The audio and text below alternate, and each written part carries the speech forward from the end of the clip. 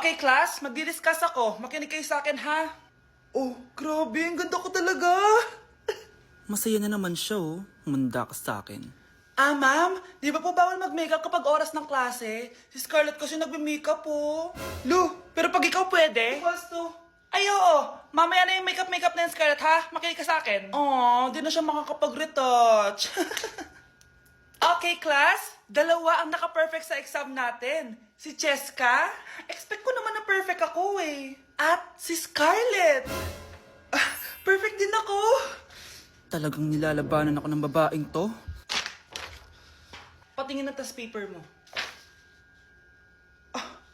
Ma'am, di ba wrong spelling is wrong? Mali yung pneumonia niya, oh. Walang P sa una. Ha? Ay, oo nga. Kulang ng P. Hindi ka na perfect, Scarlett, ha? Ayan, ako na ulit ang highest dito sa klase. Kontrabida talaga tong si Samantha sa buhay ko.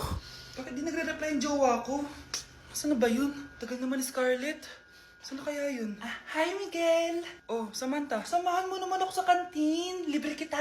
Di pwede. Hinihintay ko yung jowa ko. Ha? Nasaan na ba yun? Yay! Sasamahan mo ako!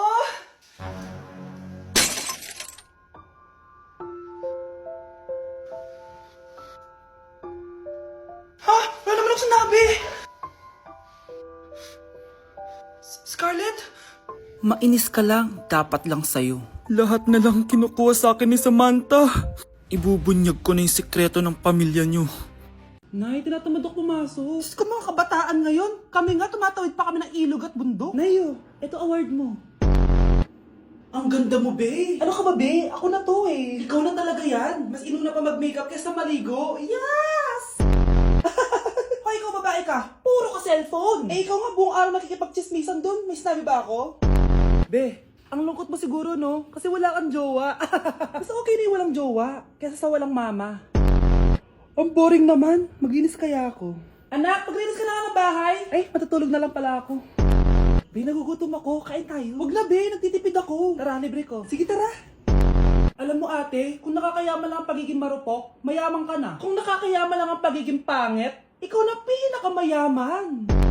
Si Mr. Alarcon lang ang nakakuha ng 98 sa exam. Oh, ano kayo yan? Mga bobo.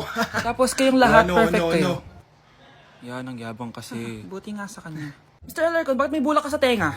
Eh kasi naman ma'am, palagi niyo sinasabi sa akin na papasok dito tapos lalabas doon, kaya hinarangan ko na. 'Di ba? Aminin niyo ma'am, talino ko doon. Class, lagi niyong tatandaan na hindi pinaparusahan ng taong wala namang ginagawa. So ma'am, di niyo pa ako paparusahan? Bakit, Mr. Alarcon? Eh kasi di ko po ginawa yung assignment eh. Psst, tali natin yung bag niya. Bilis! A few moments later. Unyes! Sino nagtal ng bag ko? Tubuan sana ng bike sa mukha yun. Ako na po ma'am. Kuya, galingan mo ah.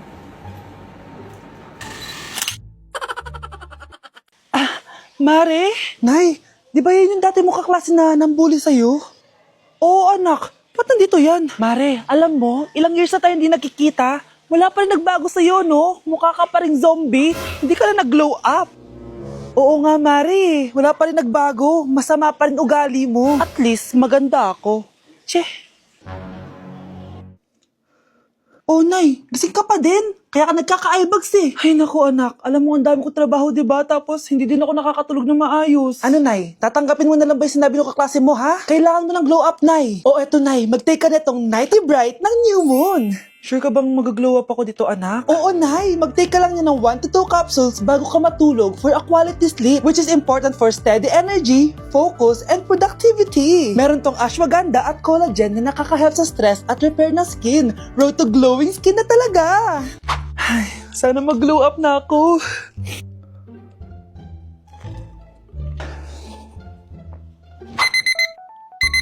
Ay, sarap ng tulog ko. Hala, Nay, ikaw ba yan? Ang glowing mo naman. We, totoo ba yan, anak? Oo nga, ang glowing ng mukha ko. Oh, alam mo na, Nay, ha? Make every night a glow-up night with Nighty Bright. Nay, ayan na naman yung kaklase mo. Mare, ikaw ba yan? Hi, Mare. Parang ikaw naman ang mukhang zombie ngayon na. Mars, ikaw ba yan? Uy, Mars, kamusta ka na? Mars, buntis ba anak mo? Paano mo naman nasabi, Mars? Ba't ganun? Ang laki ng tiyan. Imposible yun, Mars. Wala nga jowa yun eh. Ay naku, Mars, tanungin na lang natin. Anak, punta ka nga dito. Ano yun, Nay? Anak, di ba wala ka naman jowa? Nay, aamin na po ako. May jowa po talaga ako. Pero di naman kayo nakikita, di ba? Nay, madalas po kami magkita. Pero di ka naman buntis, di ba, anak? Nay, may aaminin ako sa'yo. Isang buwan na akong... Naku, ayan na ba sinasabi ko sa'yo, Mars? Anak, ba't ngayon mo lang sinabi sa akin? Magkakaapo na tayo. Nagdadalang tae. Nawawala na naman yung pera ko. Anak, sumama ka sa akin. Pupunta tayo sa mangkukulam. Bakit po, Nay? Ipapakulam ko yung nangingialam ng pitaka ko. Palagi kasi nawawala ng pera eh. Baka ginagastos yun, Nay, kaya nawawala. Humanda talaga sa akin yan. Tara na. A few moments later. Tao po. Sino yan? Nay, uwi na tayo.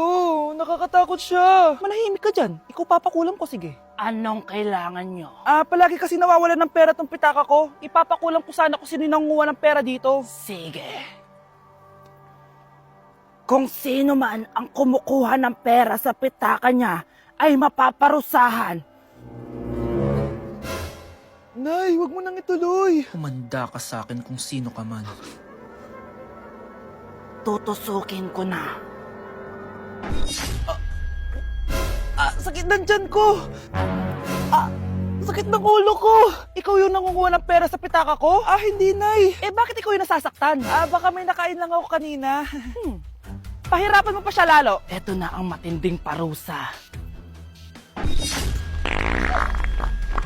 Tumahol ka na parang aso. Oh, ayan na ang sagot mo. Walang iya ka, Kyle. Ikaw pala kumukuha ng pera sa pitaka ko? Nay, sorry.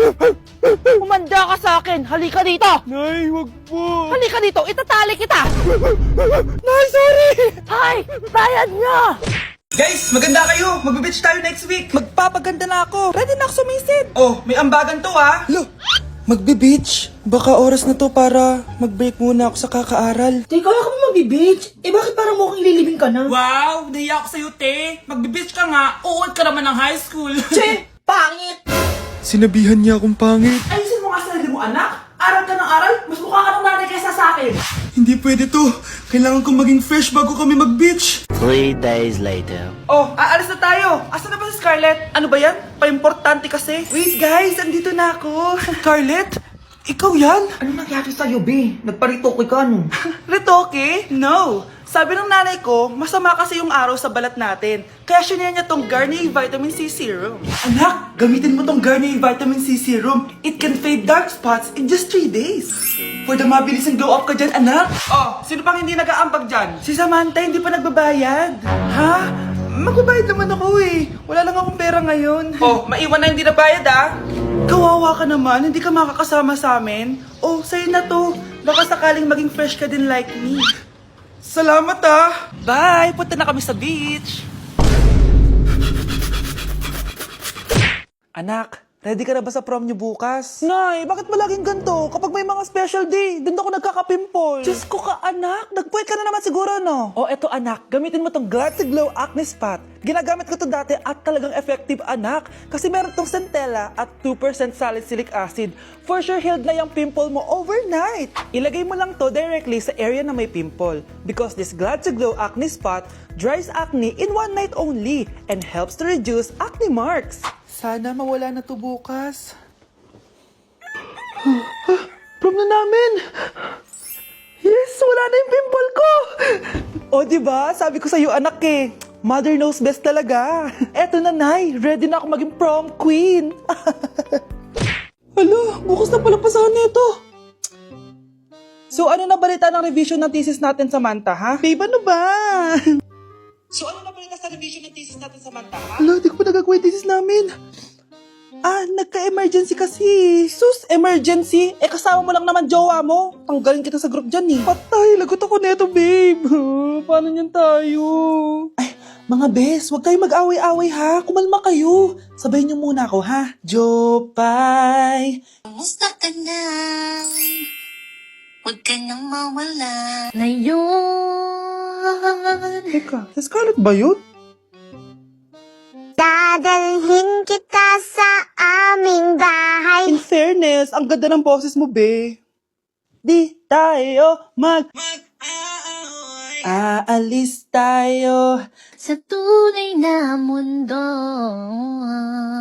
O, diba? Kumalma rin kayo. Ang fun kasi magkanta-kanta dito sa bus. Tapos, nakakaaliw pa yung mga filters. Buti na lang talaga, magaganda yung mga boses natin, mga bae. Truly! Wala pang ginawa sa Scarlett, oh. Ikaw, Scarlett! Nasaan yung RS mo, ha? Ay, sorry. Wala din pala ako. Wait lang, gagawin ko na, ha? Sorry na. Pwede ba?